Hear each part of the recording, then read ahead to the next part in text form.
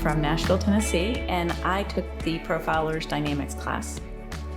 I'm Ari. I'm an ENFJ. I am from Charlotte, North Carolina, and I am in Profiler Dynamics. And I'm Lisa. I am an ENTJ in Advanced Profiling from St. Petersburg, Florida. And I'm Diane. I'm ENFJ, and I am also in the Advanced Profiling class. Oh, I'm from Washington State. Actually, I felt empowered because the first time I did it here in 101, I was nervous and I was grateful that it happened, but I was still unsure of myself, and I don't have a lot of time to do a lot of profiling on the side, so coming here, I felt a little bit more pressure, but I did it well. I think the reason I did it well was what I learned in the dynamics class, and so I felt really empowered. Honestly, I don't want to say same, but kind of same. Last time in May, I feel like I was nervous, even though I'd been practicing profiling before the event. But the second that it was like, alrighty, everyone do this thing in this order, and like these people volunteered their time for this. I feel like this time I had so much more confidence in my ability to navigate the things I needed to ask, and then giving that information back to the person who was being profiled. It just like there was just like an entire energetic difference that I felt in myself that was really cool. And again, kind of same after dynamics, I could just like see myself like putting different lenses of models on, and even though those aren't even necessarily meant for profiling, it just helped me be able to see the nuance and how functions can show up differently, and not letting myself get tripped up on things that maybe didn't need to trip me up. So for me coming into this, so this is my third live event. I can't get enough. So the first time was nerve-wracking, but also super empowering. Like, they really teach you to have this skill at a basic level, and it feels so good to get through it. The second event, I had two profilees, so I moved up a notch, so I had to manage two. And that was hard to kind of balance that all, but it also, again, felt empowering. And then today, I was back to one, and now I've been through advanced profiling. And advanced profiling really gets you into the nitty-gritty. It really gets you into the specifics of profiling. And I found it a little harder to do it quickly and to come up with a type conclusion in a limited amount of time. In advanced profiling, we're taught to take our time and really be accurate in our read. And so we tend to split it up in two sessions. And so we have the time to review the first session before we go back and ask more questions and calibrate more and come to a type. And so today I did feel a little cheated to not be able to have that full opportunity and to give that to the profilee, but also I was able to lean back into the foundation and the fundamentals that we've been given, and I still feel like the session was really good because the people coming to us for these sessions know a bit about type, and so in some ways you can do some calibration together, even with that profilee. So they're coming in, maybe knowing their type, maybe wanting confirmation, maybe wanting to just explore. And so, I had somebody pretty sure of her type, and then kind of wanting to see if I was right. But, I heard that, and I said, well, this is the experience. I'm hoping that you'll see that this is sort of a whole experience, and I hope you'll stay open. And she did. She rested into that, and we ended up having a great session. I saw her type slightly different than she did coming in, but she really thought that there was validity in that, and she was open to hearing it. And in the end, it was really a good experience. I can start. Okay.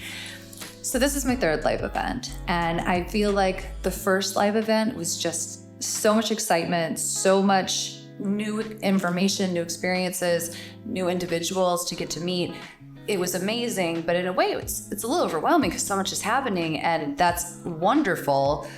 So I was a little nervous going into my second event because I was afraid, like, oh, is this kind of is the magic going to be the same? Is this going to be just sort of a shadow of that first amazing experience that I had? And my second event was even more fun because I had established friendships. I had the foundations down, which allowed me to kind of relax into the experience more and still very much view it as a great adventure of being a little bit more calibrated, still having a lot to learn. And then now, the third time through, I'm feeling even more calibrated. But even more than that, I think that the community feels like home now. So, maybe the first event felt like fireworks, and the second event felt like a crazy road trip in the middle of the night. And this event feels like a warm blanket. And that's been really, really fun. Yes, similar for me, being my third event as well. The first one, you're nervous, you don't know anybody, you don't know what this is going to be like, and then you quickly realize how amazing it is. The second time, you're like, was that real? Is it going to happen again? And then the third time, you come relaxed, like you're solid in this family that we've been able to create together, and that Joel and Antonia have created the space for. The community is such a beautiful one. People are so like-minded, and we're all coming together of all different types and backgrounds, but we all really are so focused on personal growth and on helping other people and on just lifting each other up as humans. And so being able to come in the third time just relaxed and trusting that, and being able to form even deeper connections, work through things that are crossroads in people's lives, and that to be kind of a natural thing, and then also meet the new people and how excited they are and pull them into the fold, and it's just like the family just keeps expanding. I think what surprised me the most is the dynamics class. It wasn't, there's about 14 or 15 of us, and you're doing case studies, and you're trying to find the nuances, and you're diving so deep, and you're getting feedback from the other students and the teacher, and oftentimes it was conflicting information, and so there's a differing of opinion, but all you saw was grace, like, oh yeah, maybe that's the way it is, I'll have to noodle that, whereas in other situations I've been in, you don't challenge each other as much, and it was almost like you wanted to be challenged, because that challenge just led to this clarity that was so beneficial. I agree. I think the space that we had in Dynamics was really unique because, and it's not just Dynamics, it's like this whole event and this whole group, but it's like one of the only places, if not the only place I've ever been, where you can, have differing opinions on like the same topics and be trying to figure out like who's right, or maybe no one's right, or maybe we're all right, like, and there's just like so much space held for everyone always. And again, it's just like everyone's here to grow as individuals and as a group and to learn. And so there's just like no pushback from anyone when people are challenging them, because that's what they're here for. So I think that, and that was the same at the first event, but I think my experience at this event was just, like the first one just kind of like broke my brain open, and I was like, oh my God, what just happened? My life is a lie, and I am very sad and like missing so much meaning and depth and like day-to-day things. And then this time came with a much different mindset and a lot more clarity. And I can feel that. And I also like allowed myself to like take a step away from all the social things and like go introvert and just like try to process what I was processing. And like if I was feeling something that I maybe needed to let myself feel or feel uncomfy about, I went and did that. And that was like really hard for me, especially because the first night I think I did that. But I'm so glad I did, because it just made me feel the growth happening, just in a way more palpable way. It's been amazing to watch the live profiling on stage. Amazing. Both Melissa and Antonia are masters of their craft. And for me, as an ENFJ, I get the best of both worlds because I get to watch in awe of Antonia's TI and the way she can keep things so together during the session. And then I also get to see the other side and watch Melissa's style that more matches my NI. And so I kind of get to see both sides and both polarities in two different people. And so I get the opportunity then for my own functions as a profiler to blend those two and create what works for my cognition. And so it's amazing. I love it. I can't get enough of it. I love watching, for all of those reasons. But I think that when I'm actually doing the profiling myself, I'm trying to follow all of the things that I'm trying to follow in my mind while also trying to make sure I'm still hearing what's being said to me and also trying to take notes and also trying to, there's a lot happening and there's so much goodness in just watching someone's body language and the energy that they're projecting outward. And I think getting to just sit and watch to just experts doing what they're doing and getting to pay more attention to different parts of what a profiling session is. I just think it's really cool. I just think it gives a very different experience. I really enjoy watching Antonia. When she does her profiling, she's taught us all these basics. Here's the basic questions for each dichotomy, right? And she always goes back and she'll start there, and then she gives you the freedom to know that here's the starting points, but this is where you can go with it. And then you can tell, then she'll come back to a basic if it's needed. And so it gives me the freedom to go, okay, I can start with this, but then I can let the conversation happen, but then I can pull it back to one of those core questions and then start from there. So just that learning, really just learning. I really enjoyed the opportunity within the personality hacker community to get to interact with all the different types, people of my same type, people of close types, people that share the same functions in different orders, specifically thinking about ENTJs versus ENFJs. I think that if you are disconnected from this community, you are reading descriptions online, you are going to see two incredibly different types of people. And if you are just using the resources available online, your stereotype is going to be Napoleon Bonaparte or Oprah. And those seem very, very different, and they are. But one of the things that I've really appreciated so much about this specific community and getting to interact with and learn from the actual humans that share those functions is that when it comes right down to it, Diane is an ENFJ, myself is an ENTJ. We have such incredibly similar values and incredibly similar desires of wanting to help other people, be there for other people, to the point that I know we all have these questions of, really, where does FE end and TE begin?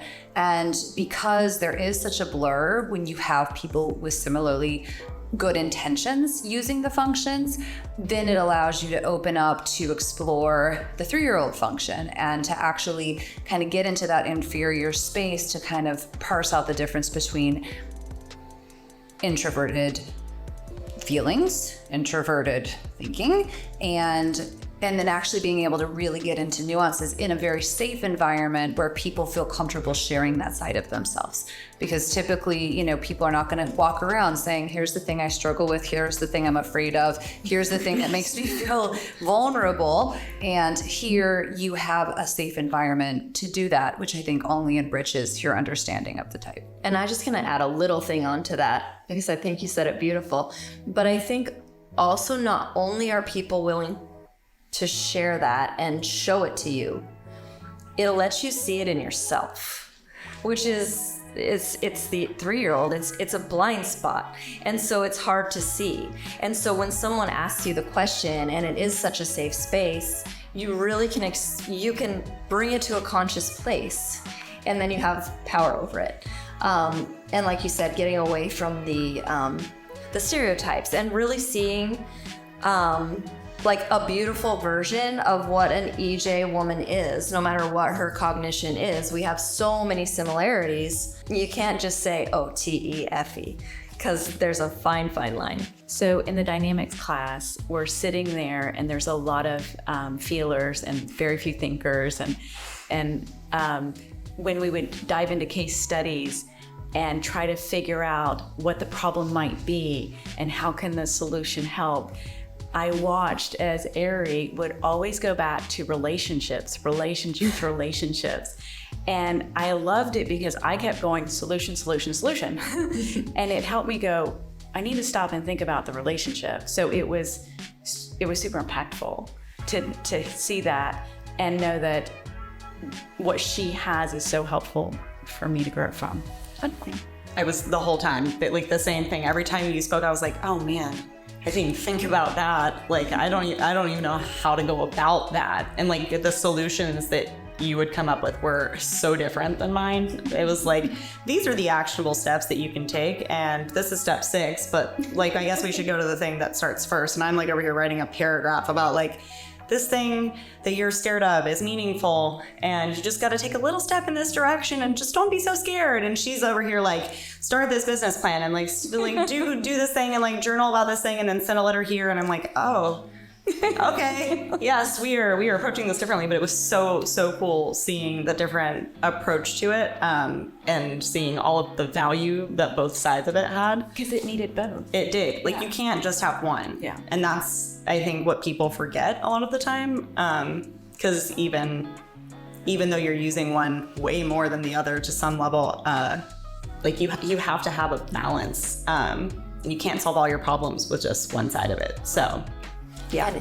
And is she mean, nasty, and bulldozing while she's doing that? No, she's literally like, look at her. She's like, like the cutest. I literally told her today or yesterday that she's like one of the cutest people I've ever met in my life. Because I'm 4 inches shorter than anyone at this conference. That too. And does she care about people too? Yeah, like a lot. She really cares about people. I do. I mean, I would like to do coaching with Gary. I'm mostly just, trying to figure out financial things. But that aside, I mean, I want to do advanced. I also want to do coaching. So I kind of just want to do all the things, and whichever order makes the most sense to do those in. I'm not quite sure yet, trying to figure that out still. But yeah, I think coaching is the direction that I would like to go. But I also want to make sure that I'm as calibrated as I can be in my profiling to make sure that I'm not being unproductive with coaching. So yeah, that's where I'm at with it. I definitely am taking the next level in coaching with Gary. What I saw in dynamics was this refining that was gracious but stern, and I'm an ENTJ. It was exactly what I needed. It was the nuances, and it was things I would have never thought about. He's got a perspective, he's got the experience. So I definitely will be taking his next course. Diane and I have spent the last year doing advanced profiler training with Melissa Harris, and we've loved it. I think we both underestimated how many nuances that there are to really become a master profiler. And so we both did our 16 sessions. We learned so much. And I believe for both of us, the next step is to continue that refinement with Melissa, make sure that we are as calibrated as we possibly can be. And then I feel like I'll probably expand over into profiler dynamics to learn about that side of the coin. And then the sky is the limit. How about you? And same path with the addition of I am coming for Gary. I'm very excited to take that class, but it is a couple of steps out for me at this point. I do want to get to coaching, but like Lisa said, understanding how much nuance there is and understanding how much thought has been put into developing a program with the foundation of coaching someone, knowing that they're resting in their best fit type. I respect that so much. And so I really do want to make sure that I feel calibrated before I move through those, move towards that vision of coaching. No, I think you should start. Why should I start? I feel like I'm like trying to gather thoughts. Maybe you go me second. As we have all NI here. I'm like, yeah, question one that is. Yeah, so going forward, I think from the 101 and then dynamics, I've just learned it has empowered me to lean into being an ENTJ fully.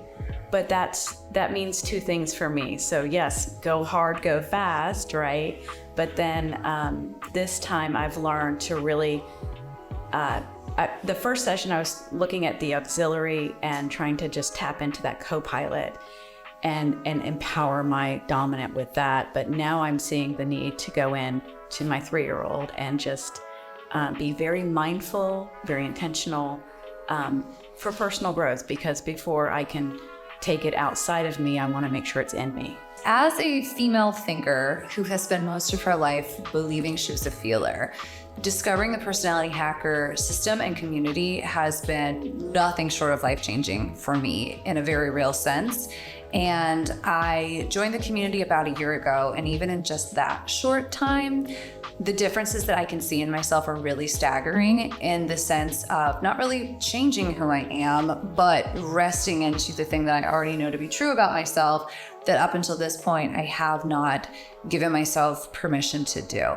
So I think, understanding that I don't have to be an extrovert feeling user, and I don't have to be the person that's running around doing all the things for all the people all the time, because I can do it and I love to do it, but it doesn't put me in a flow state the way that it would put an ENFJ in a flow state, and that's okay. And so I think understanding that for myself, giving myself permission to not always be able to do all the things that ENFJ does and can do, frees me to actually do all the amazing things an ENTJ can do.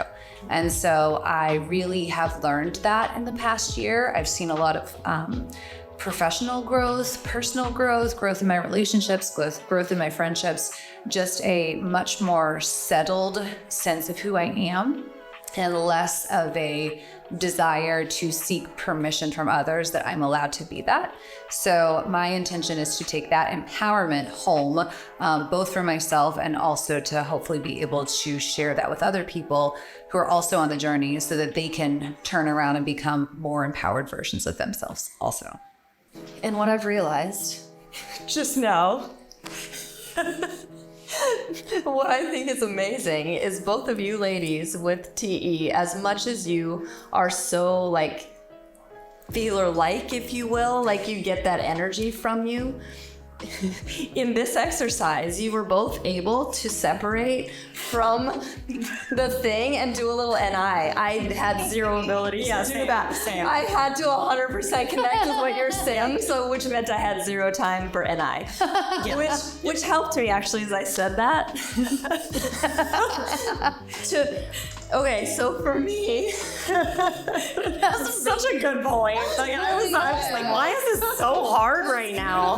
I literally cannot disconnect to think about NI. We're both like, got it. I don't want them to think I'm not paying attention. I can hear what you're saying. Okay, but for me, I think one thing that I was able to see more clearly, like I said before, is seeing TI as really being my inferior function and my biggest fear. So always having that deep sense of, am I even allowed to be an expert in some sort of field at all? And feeling afraid to speak up about something I know well. Because I gotta fact check myself again before I say something that I know. And this space has allowed me to see that in myself, and it's also allowed me to put that out there and say things in this space that have allowed me to calibrate that baby TI and feel safe in doing it. So I'm gonna take that home, in that even though that is always my insecurity, I can still show it to the world and still be accepted. And I don't, as much as it's always gonna be there, I learned how to work with it a little bit better, I think. I similarly have found myself just realizing how much I think I've outsourced TI in my life. And I just have noticed how many thinkers I just collect, because I think I just try to lean on them to fill that for me because my lack of confidence in my own, and I don't know that I fully realized that's what I was doing. I thought I was just like, this is good. This is them calibrating me, which sometimes it is. But I think this week I actually, because I was giving myself space to just like pause and not feel like I have to respond as soon as people ask me a question. Like I'm allowed to take a second and get my thoughts together so that when it comes out of my mouth, it makes more sense, not only to me, but to everyone else. And that in itself has allowed me to already feel more confident when I do that. And slowing down is okay. And I think that's something that I had started to realize prior to coming to this event. But I think being here this time, just like I think earlier in the week in dynamics, like when we started, doing group discussions and giving feedback, I would like almost find myself whispering answers because I was like, maybe they'll hear me, and if it's right, that's great, and if they don't hear me and it's wrong, then that's fine. And I think I started pushing myself to just like say it and not just back down because I'm worried that I'm going to be wrong. It's okay to be wrong, and I don't want to just be walking around uncalibrated because that's icky too. Like, so very similar, I guess. That's something that I've really taken out of this event, and also just realizing how healthy and like energizing it's actually been for me to go and take myself out of the group for the exact reason you stated. Like when I am around people, it is so hard for me to be able to calibrate my own thoughts and what's happening inside for me, because I'm just like receiving everyone else's. And even if I try to separate from that, I can't. Like I just don't know how to do that. But it's okay to leave the social situation. I don't think anyone's gonna be mad if I need to take a minute to myself. So that's been much bigger for me than I think I would like to admit it was. So yeah. Yeah. And that brought up another one step further. Not only did it let me see it, it let me realize that it's actually okay to share it. And it actually helped a lot. So when I'm in that space, kind of like what you described, it's almost like a panic and I want to retreat, when my biggest skill is the people around me. Like that's my comfortable space. And so I was in a moment like that here. And so I'm like, oh, I need Melissa. I need my expert, And she was nowhere. And who did I find? Another ENFJ. And so I went to the other ENFJ. I'm like, ah. And they basically just said, it's gonna be fine, FE. They said it in more words, and I'm like, oh yeah, that'll be okay. Nothing, it'll be fine, I'll be fine. So yeah, that was such a power. It was such a small moment, but I'm gonna take that back with me. Is that message of like, your insecurity is always going to be your insecurity, but if you lean into your strength when you're feeling insecure, somehow they work together in a beautiful way. So well said. Very well said. Yeah. This really has turned into the viewers. And we're all like sitting here like with our hands in our laps, like, Yes. ladies, good morning. No touch up. Yeah. Man, this has turned into like a panel. It's fantastic.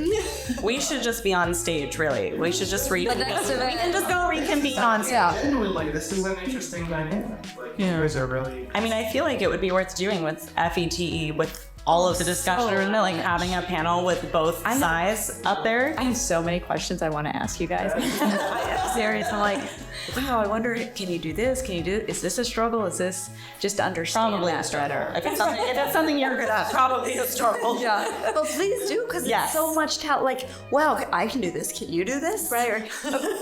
But I'll wait till we'll Let's let this we do can this. edit. Then we'll take this to dinner. I would love to let this roll.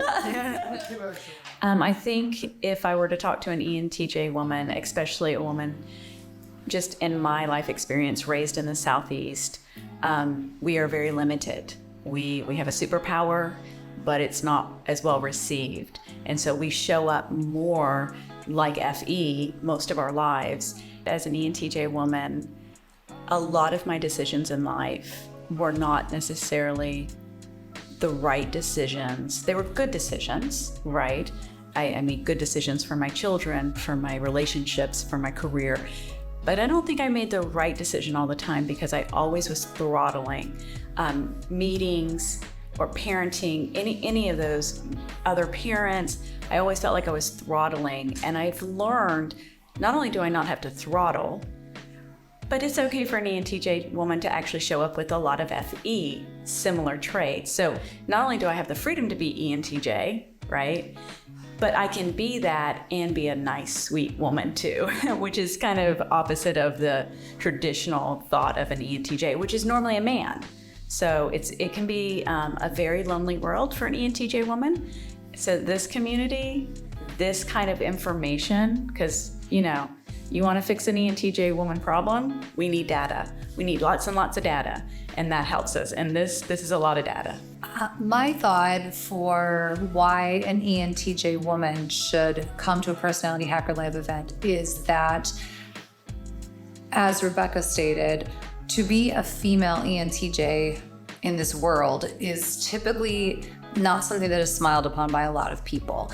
It is considered a masculine type. Extroverted thinking is considered something, to be admired in men, and often it is seen as bossy and demanding in women. And so I think a lot of reasons why a lot of female thinkers, particularly extroverted thinking users, appear to be feelers is because we've been harnessing and throttling, as Rebecca mentioned, our extroverted thinking by all the other functions. So my whole life, I thought I was using extrovert feeling, and really it was my introverted intuition telling me that it would not be good to show up as my real self. It was my extrovert sensing, reading the room, and understanding that if I showed up in my full space, that probably it wasn't going to go the way I wanted. It was my introverted feeling telling me that people weren't going to like me if I showed up the way that I actually was. And so I think that I was very others focused for almost all of my life in a very unhealthy way. When I discovered I was an ENTJ, I gave myself permission to not have to show up as a Harmony user all the time. And then ironically, I found that I didn't really change my behavior that much. And I continued to be kind, and I continued to be thoughtful, and I continued to be demonstrative, and I continued to care about the well-being of the people around me.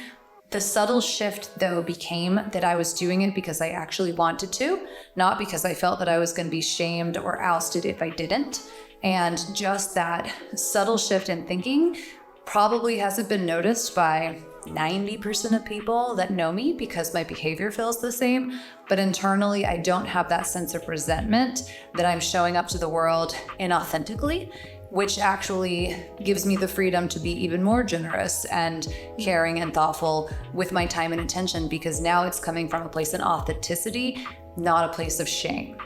So first, I think that any type should come here if there's someone who is in a space of openness and a space of being willing and open to change. I think that's really important. But specifically to talk about an ENFJ struggle, on the surface, this is the perfect environment for an ENFJ. This is such a social space, and there's so much physical energy. But I think that's a trap. And Ari actually inspired this in me a little bit ago. I think that as an ENFJ, you have to come here ready to embrace your insides, because it's really easy to be in that FE-SE moment and feeling and maybe making decisions that you don't love when you leave, maybe having interactions that weren't as deep as you were hoping for. And I think you have to be ready for that, because this will pull you there as an ENFJ woman. But I think it's also a beautiful space for you to be able to develop those interior parts, because if you're vulnerable and you really want to go for those meaningful relationships, they're here. But you have to be willing to actually pull back from that extroverted space and let the introverted parts come out and flourish and they really, really will. But if you're not ready for that, it's hard. And so I think you have to be aware of that and ready. Yeah, I think that was very, very well said. Actually, I think that definitely can be a trap because, again, it's all of these wonderful people, this good energy, and you just like want to be in that energy, and that's great and totally do that. But if you're not giving yourself the time to do the work inside and the processing inside that everyone else is also doing, it's not the same experience that everyone else is getting anymore. It's just the same thing you're doing all the time, just in a place where you could be getting so much more out of it. And I think that giving myself permission to do what I did and take a step back has allowed this to be a more meaningful experience and allowed me to connect with people in a deeper way. And I can feel that. And I think that coming to the first event, I already had felt a little disconnected from my various groups of friends that I've had for years or from different areas of life.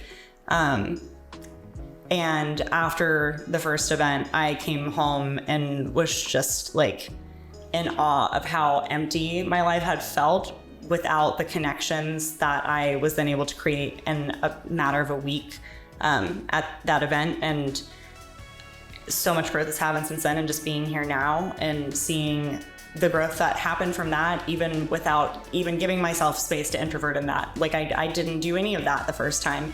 I still got something from it, but I totally agree that this experience means so much more if you are willing to take a step back, even if that doesn't feel like what you want to do naturally, and just resting into whatever thoughts or feelings or anything that's going on inside. And then not only doing that, but then being willing to share that vulnerable part of you after you've given yourself the time to process it with everyone else who's trying to do the same thing.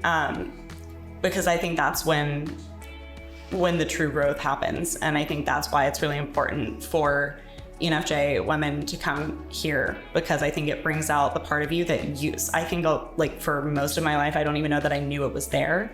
And if I did, it was like such a small whisper that was so easy to just push away because I was just paying attention to everyone else. So it gives you the chance to challenge yourself to actually look at yourself and care about yourself and put yourself first, even if it's not what's most convenient necessarily for everyone else.